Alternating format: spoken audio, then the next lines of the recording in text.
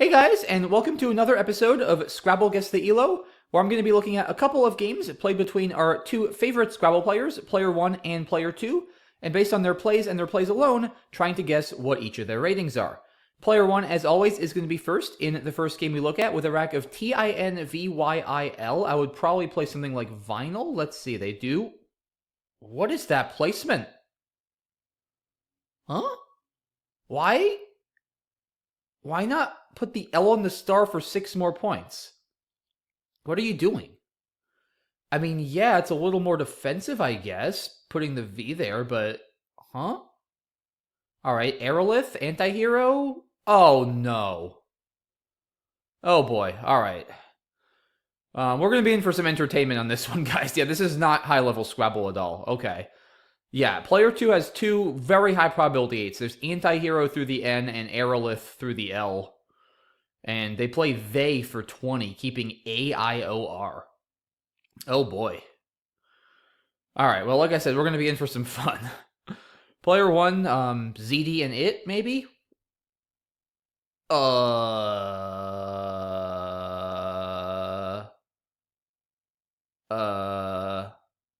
DI is not a word?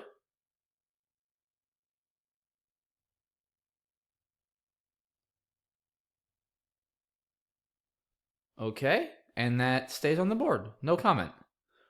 Player 2, okay, I get you're setting up your Y by playing horror, but like, you're keeping EIGY, and there's 3 Ds left for horde, there's 4 more S's left for horrors. Like, that's not the way to do a setup.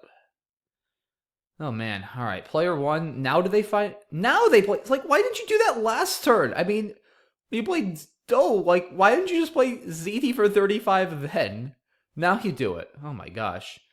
Alright, is player 2 going to play Ziggy and Phony? I knew it! I freaking knew it!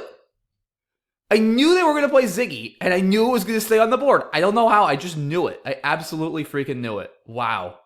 Yeah, that's not a word. Ziggy and Zaggy, both not words. Wow.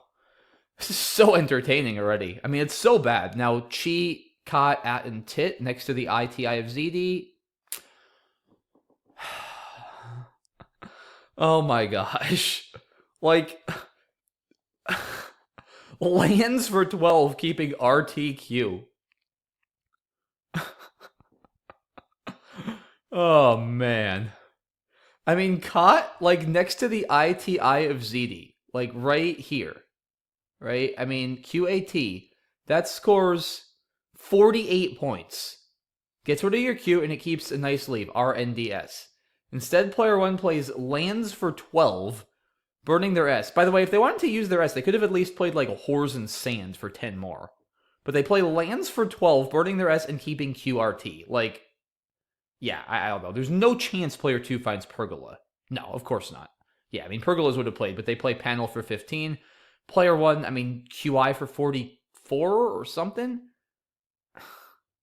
I mean, wait, exchange RRTT?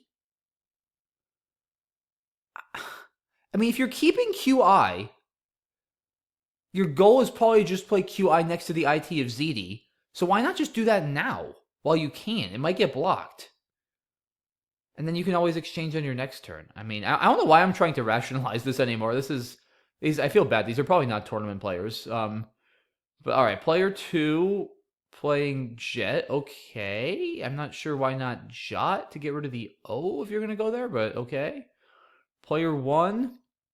Now, see, that's the problem. Now player 1 lost their spot for Chi. Now you probably play Cheese and Panels. Hey, I think they finally got a playwright. Wow. Like, that's exactly what I would have done. Player 2 with 3 N's.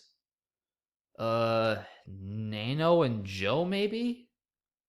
Look at that leave, guys. You're keeping OGNNN. You don't want to do that. Player 1. I don't think there's a bingo. I don't even want to try to guess what is going to come down at this point. Let's just see.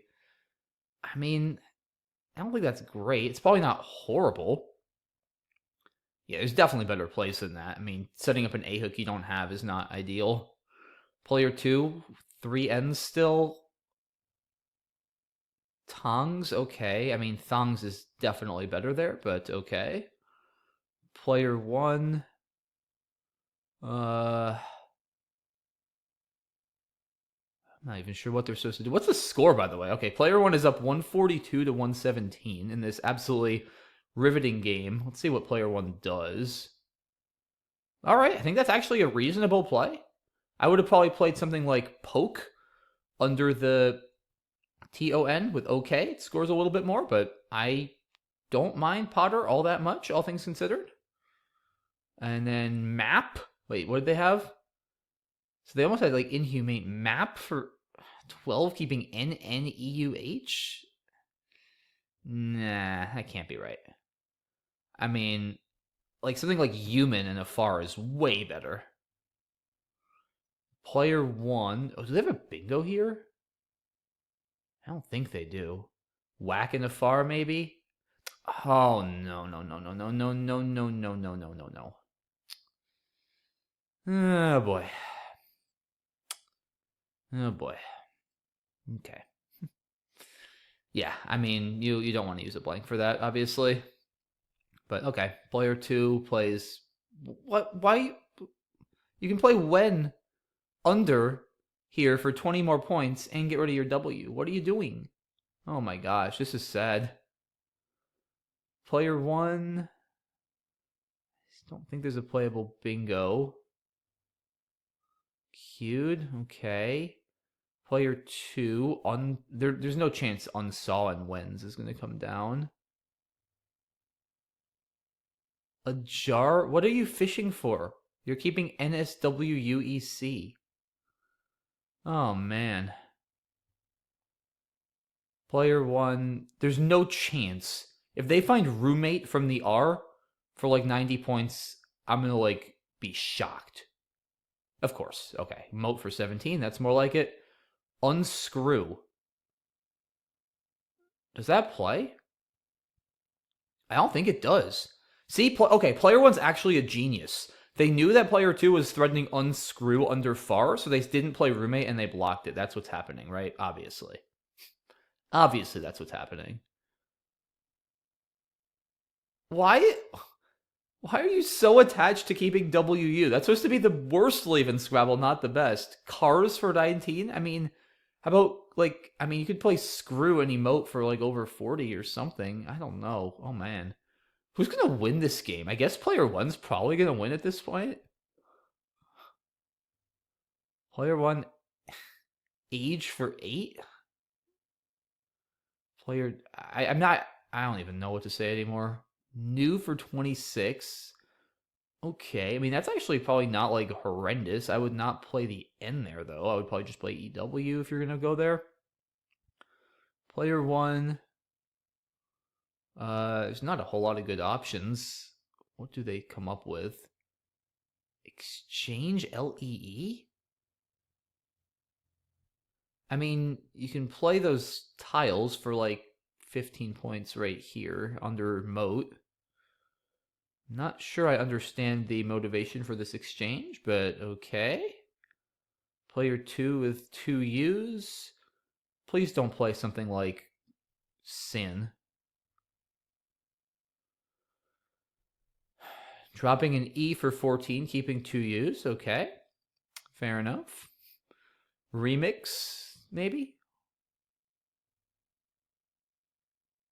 Hey, that's actually, I mean, it's not a good play, but like that's actually kind of an impressive find compared to what we've been seeing this game. Seeing the A hook on a new and playing relax, you still should absolutely not burn your blank for that. But yeah, player 2.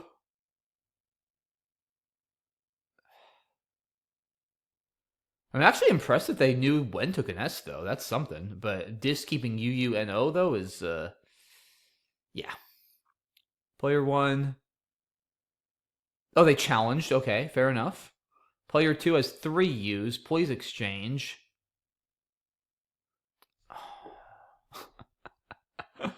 Oh, man.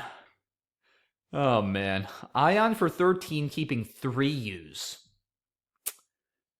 Oh, boy. All right. I want this game to be over already. Evit? That is not a word. Who's gonna win? I just want to know who wins now. So that stays on the board. Player 2 plays fun. So, all right, player 1 is up or down a point. Player 2 has BEUU. So player 1 ought to be winning here with any sort of reasonable play. Rob is probably reasonable enough. It's definitely reasonable enough if they see re-oil on the bottom. What is player 2 going to do? Rub, I assume? Why not rub? Okay. So player 1 is up 5. If they go out with re-oil, they just win. If they don't, then, I mean, because player 2 inexplicably played Rue, they might still win. Sell, okay. So, Fub ties. Yeah, Fub ties. Is that best? I think that might be best. They play bow for 10, so now they're losing again. Player 1, like, just go out. It's not that easy to go out here. I guess it is oil, right? Just go out. All right, OI for 8. And this game ends, what is that, 312 to 300? Or, oh, it's glitching. I don't know what's happening here with the annotation. But yeah, it should be 312 to 300, right? Because, yeah, player 2 should not be losing points here. Or, yeah, there we go. Okay, so it's 302 to 300. Then player 1 played OI for 8. Yeah, so it should be 312 for player 1 and 300 for player 2. Oh, man. I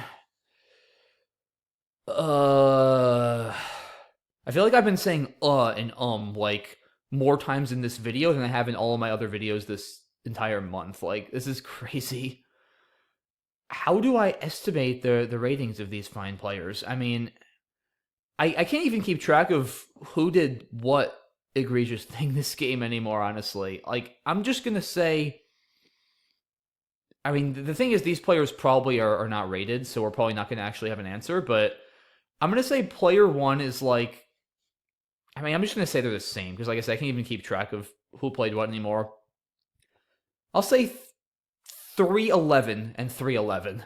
They're probably not gonna have ELOs, right? No.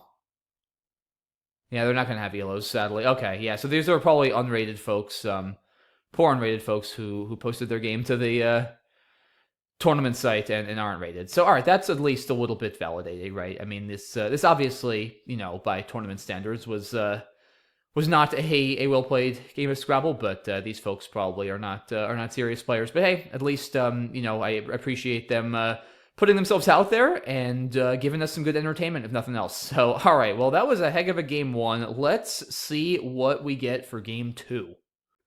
Alrighty, guys, here we go. Game 2 underway. Player 1, are they going to open with OI? Okay, I don't think that can ever be right. Like, this already, we're 2 letters in, and this already tells me pretty much, I think, that player 1 is not a top player. Because it's generally accepted theory that if you're going to open with a 2, if your 2 has 2 vowels, you should just trade those tiles. Because you're only scoring 4 points, and you're giving back 2 vowels, 2 great floaters to bingo through, and you're giving back a lot of huge overlaps, right? If your opponent has the X or the Q, they're going to hit this spot for quite a lot and possibly get it both ways. Like, for just 4 points, you don't really want to do that. So that, to me, regardless of what you have, is an inaccuracy. You should either play a 3 or something, or just exchange. So, all right, interesting start. Player 2 is going to be the annotator. It looks like we have full racks for them. What do you even do? I mean, you could even just play, like, Ink and keep an awful leave and keep the board tight. Could play Kina, but that's really risky. I wouldn't do that. I might just play Ink, especially after OI, just keep things tight. Yeah, I honestly think that's okay. And now they play OI again? An Oink? Okay.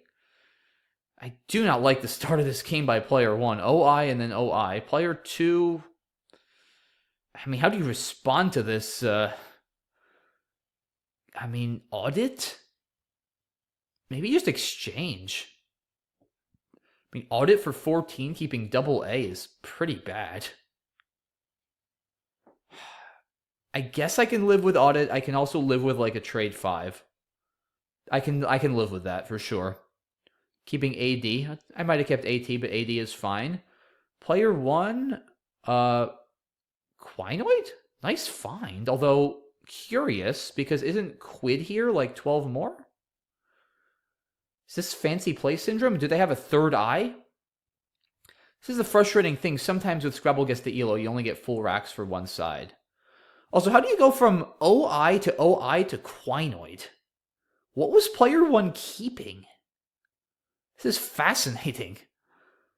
I mean, the only way Quinoid is actually better than Quid, possibly, is if player 1 had at least one more eye. And even then, Quid might be better, because it's 12 more. Yeah, this is some bizarre Scrabble by player 1 so far. I do not understand how you go from OI for 4 to OI for 10 to Quinoid with DIIUQ. Like, what were you fishing with? I so wish I knew what player 1 had. That's fascinating, but alright. Vin through the I in Quinoid looks great with Kin keeping A, D, E, and R. I would not really consider anything else here. Good. Yeah, player 1 just, I mean, you gotta stop fishing, man. Like, yeah, this is not good. Somehow player 1 is winning despite all this fishing, which is crazy. Yeah, player 1 is giving off like very strong kind of 1500 vibes to me right now. Like 1500 kind of, mid to high intermediates, even sometimes lower ranking experts tend to fish way too often and be very bingo heavy in how they play, and sometimes get enamored when they see a cool word they happen to know, like Quinoid. So yeah, I'm already, and we're like 4 turns in, thinking player 1 is rated like between 15 and 1600, but we'll see. A lot of Scrabble left. Player 2 so far seems to be playing a pretty good game. How do they deal with their J? Do they play Vina and a G, burning all their vowels? It's probably, well, either that or jab. No, you don't want to play a G. Player 1's fishing. Just play jab. Keep it tight, I think. Good. I like it. Player 2, player 1, do they finally bingo? Pallets, I guess. Pallets and Quinoids. Good. Finally. Player 2 now. Renegade. Is that the only one that plays? Reneged and Green don't look to play. Renegade. Good. Player 1. Pony through the N. Okay. Trawler. I don't think it goes down. Unfortunate for player 2. So what do you want to do then? Let's see. You don't have a bad rack other than one of those R's and that W, but you don't really want to fish. I mean, I guess row isn't horrible through the O and pony, keeping altar, which is a great leave. You can hook Vin. You can hook oil, too. You have some places to go. I don't think you're going to score that much more. You can't play waiter, unfortunately, because of LE. You don't want to keep 2 R's. Yeah, I guess I don't hate row here. Let's see what they do. Law. That's also reasonable. I mean, you get 11 more points than my play, so I can't quibble with it too much. ERRT is a lot worse than altar, though, as a leave. I might have slightly preferred row there, honestly, despite what I said about not fishing. But, all right, law is not bad. Tough it. Okay, not a bad play. Yeah, I mean, this is the problem with keeping 2 R's. Now you're just like, I think you got to trade 3. I hate to do it, but I think you got to trade 3 here. Keep ERST. Yep, good move. That's a high-level play right there. I think a lot of, that range I was talking about before, high intermediates, low experts, just get frustrated, and they're down. They don't want to score 0, and they make a bad play like ERR for 10 here, because they want to force the issue. They want to set up their S. They don't want to score 0, and they just want to do something. And that's just a bad play. You're getting 10 points, but you're keeping 4 constants. It's just not good Scrabble. You have to control your frustration here and make the right play, which I agree is to trade 3. So very nice discipline there by player 2. Not an easy play to make. That definitely increases my what I'm thinking I'm going to rate player 2. Player 1 plays ouch somewhere, I guess. Kuth. Okay. Ooh, that sets up an S. Do they know they're setting up an S? That's either a genius play or a very, very bad play. That's going to be interesting. All right, so now if you're player 2, I mean, you have a clue. Your opponent could have played ouch here for more. They went out of their way to do that. I'm thinking they have an S and see that. I'm playing towers and blocking that spot and nearly tying the game. Player 2 is going to be aggressive. Okay, they're going to play Dow and keep that open. Player 1, Nalumbo is their only 7. I've seen this rack before. And does it play? Yeah, it does with on. I think that's the only spot. Do they have something else? There's nothing with an S for Scooth. I don't think anything plays through the C. Uncomely doesn't fit. Calumnia. Do they find the Lumbo with a blank B? Wow. That's not easy, guys. All right. I don't think player 1's like a 1500 anymore. I don't think most 1600s are finding the Lumbo with a blank B as the only playable bingo. But now I have to wonder. So player 1 did not have an S with Kuth. So now I'm thinking they didn't know Scooth, or they just made a bad decision. You wouldn't want to do that with just a blank, with still 3 S's unseen and having a lead. That's too aggressive. So Kuth was not a good play by player 1, regardless of what they had. Now is player 2 going to know Scooth? No. Okay, wow. So I think both players don't know that Kuth takes the front S here, is what we're seeing, most likely. Interesting. All right, and there's still 2 S's left, so this could lead to some interesting outcomes. This game is far from over. Player 1 plays Artie, I guess. Okay. Player 2. Oh, man. Annoying rack again. There's no bingos. I don't think you fish here. It's too easy. If you fish, player 1's just going to block the bottom and you don't have enough bingo lines. I think you got to score.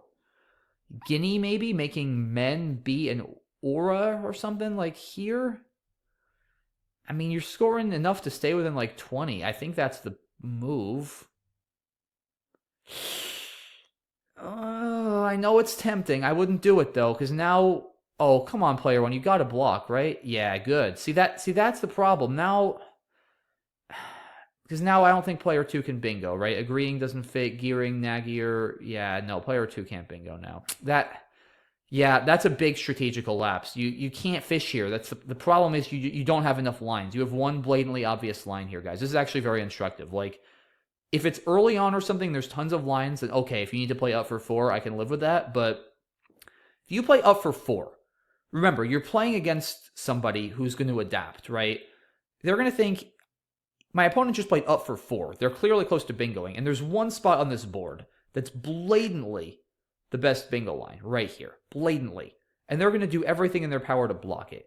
And then you just don't have, especially with this sleeve of A-E-G-I-N-R, you have nowhere to bingo ending in I-N-G, you have nowhere to bingo ending in I-E-R. Those are your 2 best endings. It doesn't fit. G-A and R-A-R in words. And you're going to have happen exactly what happened to player 2 here. You're going to have an unplayable bingo, and you'll have just scored 4 points, and now you've dug yourself even deeper into a hole, and you're down 72 instead of playing Guinea and only being down like 30. Like, that's actually a surprisingly large strategical error there. And to me, that is pretty much conclusive proof that these are not... I already kind of had proof, but that's definitely conclusive proof that these are not top players. They're good players, but they're definitely not top players. So, all right, player 2, now what did they play? Ig here? Yeah, I mean, now you just, like, dug yourself into a hole. Player 1, what are they doing? Ins with tuffets? Okay. Yeah, I think both... So, player 1 is clearly unaware of Scooth, too, when they played Kuth, because they would not have burned their S if they... I mean, I guess they could have the other one, too, but... Either they're unaware of Scooth or they have the other S. Player 2... I mean, player 2 is clearly unaware of it also. I mean, what do you do, like, Braze on the left or Braza? I guess Braza? You're going to have to bingo, for sure now. I guess Braza. Oh, Czar, that's a cool little play there, I didn't see. I don't think it's best. Again, you create this threat. It's too easy to block, and then you keep a B. I think I prefer Braza. It scores comparably, and you want to get rid of that B, but it's still a cool find. Or add to block. Scooth, I mean, the thing is, yeah, with Scooth being valid, that just changes the dynamic of this game so much. 6 left. I mean, player 2 has got to try to draw that S here. There's no other path to victory, I don't think, really. Against an aware opponent. You want to keep a good lead. This is tricky. You just play off like EV somewhere. You know what I would do? This is a very like advanced kind of concept. I think you got to go all in on drawing the S here at this point. I just think if you don't, you're not going to outscore. Your opponent's going to block the right. I would play B. B-E-E right here. The idea being you're making Scooth unblockable. Because if you don't play B, or pretty much unblockable, because if you don't play B, your opponent can actually block it by playing to this F, potentially. And B protects the spot really well. So that would be a very impressive play. I don't hate that either, though, honestly. I don't hate that. Especially, you know what? If you don't know Scooth, that's a great play. I mean, that's debatably better than V. That's a very clever play. I have to give player 2 some credit. Yeah, opening another line. I didn't see a good way to open another line. But yeah, that does open a nice line for bingos here. I mean, good recognition, at least, by player 2 that they had to bingo. Yes, now, I mean, you do have 2 bingo threats here that don't rely on drawing the S. I mean, the problem is, yeah, B-E-A-T. We'll see. I like that play, though. Interesting. Player... Counterfish, huh? Wow. Counterfish, really? I guess... Oh, wait, because how many are left? Because this annotation is off, because player 1 actually has 7 tiles. So, oh, there's 3 in the bag. So player 1... It's impossible to know without knowing their rack. It feels weird to do this, but maybe. So player 2 now. All right, unseen tiles. A-C-E-L-M-S-T-X. Again, with Scooth being good, you gotta kind of... I mean, I think you gotta fish off a B or an R here. It's just a question of what. You know, you want to try to draw probably an E. I mean, or you probably play off a B, right? And then try to draw an E for retread in 2 spots. And you have to hope... If your opponent knows Scooth, I mean... Or you can also draw the S, obviously. And then you should win. So you need to either draw the S or an E, probably, if you play off the B. I mean, it's 2 out of 8. Your opponent just played Woe. They probably have the other E. It's not looking good. But it's the best you can do. You have to fish here. All right, they play off the R. Probably better to play off... Oh, no! They're a genius! They have bracketed in 2 spots. Player 2 is going to win if player 1 doesn't find maxes and Scooth. Bracketed wins by like 8. Wow! Player 2 is a genius. I was wrong. You fished the R, not the B. Wow. What an ending. Amazing, amazing game. Not a top-level game still, I don't think, but some big strokes of genius there. That R fish, so sharp to fish the R instead of the B. Wow. Yeah, crazy game. But, I mean, both players just, like, blissfully unaware that Kuth takes a front S the whole game. That has to be a factor. The Lumbo was absolutely sick by player 1. All that fishing at the beginning by player 1 seemed dicey. Again, we didn't know player 1's racks. So I guess the other question is, what else? So besides not knowing Scooth, right, what did player 2 do wrong? Not like a ton. I mean, the law I didn't love. I liked that exchange 3 later. Yeah, I mean, player, like, it's hard because I don't love letting word knowledge things or hooks like that get into my writing too much because people have lapses and they just forget. Clearly, though, both players just completely forgot Scooth was a word. Because, I mean, player 1, if they had played maxes here, they just outrun easily. Maxes and Scooth. Wow. I don't know how to evaluate this, guys. This is hard. I still think player 2 is a little better. I mean, that R-fish was like next level stuff at the end. Fishing the... I mean, my instinct was to fish the B. I think if I looked at it more, I would have figured that out, but... The Lumbo was also sick by player 1. Like, I don't... Does a 1500 find the Lumbo with a blank B? I don't think so. Or not expected to. All right, let me stop talking and come up with a number here. This is fascinating. I'm going to say player 1... I still think player 2 is better. So I'm going to say player 1, I'm going to go 1760. And player 2, 1880. 1760, 1880. Final answer. Oh, wow. Okay, so these players were way better than I even thought. 1916 and 2041. Wow, okay, interesting. So I was clearly correct that player 2 is better than player 1, but I significantly underestimated their skill level. Yeah, all right. Maybe I was too judgmental of player 1, not knowing some of their racks. Since these are well-seasoned tournament players, and I doubt they'll mind having their identities revealed, I will view the game on cross tables, and we'll find out who these folks are. Matt Graham versus Joey Malik. Interesting. Okay. So, yeah, we're not going to have racks for Matt Graham. Matt hasn't played a tournament in a long time. I've played him a couple times, but he was a top player for many, many years. And, yeah, I'm curious what Joey has to say in his commentary in this game about the Scooth situation. Yeah, so Matt kept fishing. Yeah, I mean, Joey... Okay. Yeah, I still would have probably played row there. Yeah, good play of the... And then... Wait, I mean, was Scooth not valid then or something? Wait a second. No, Scooth was valid. So, okay, so he whiffed. Okay, that makes sense. But Matt whiffed too. Right? Because, yeah, all right. Yeah, I did not like... Oh, I forgot about that. Yeah, I do respectfully disagree with Joey here. I would not fish in this situation because, again, it's just too easy for Matt to block. Yeah, right now he realizes... Okay. Yeah, I mean, this was a great fish. And then, yeah, I mean, if Matt plays maxes, he wins. Yeah. Oh, he was overtime. Okay, wow. Crazy game between these two guys. Fun stuff. So, yeah, once again, I was off by several hundred points here. What did I say? Like 1760 to 1880. So I was off by like 150 points on both of these guys. But, yeah, a couple lapses by both of them, but also some episodes of brilliance there. So fun game to these two guys. Shout out to them as well as the brave folks in the first game who uploaded their game to Cross Tables. Really fun video, guys. Love seeing two really different games like this in Guess the ELO. A lot of fun stuff in both. Hope you guys enjoyed this. Let me know if you want to see more Guess the ELO. I definitely enjoy recording them. I want to try to do these a little bit more often. Really hope you guys enjoyed the video. Thank you all so much for watching. And if you enjoyed this video, please give it a like. And I would really appreciate it if you subscribe to my channel if you haven't already. Thank you all so much. Have a great rest of your day, and I'll see you all soon. Bye-bye.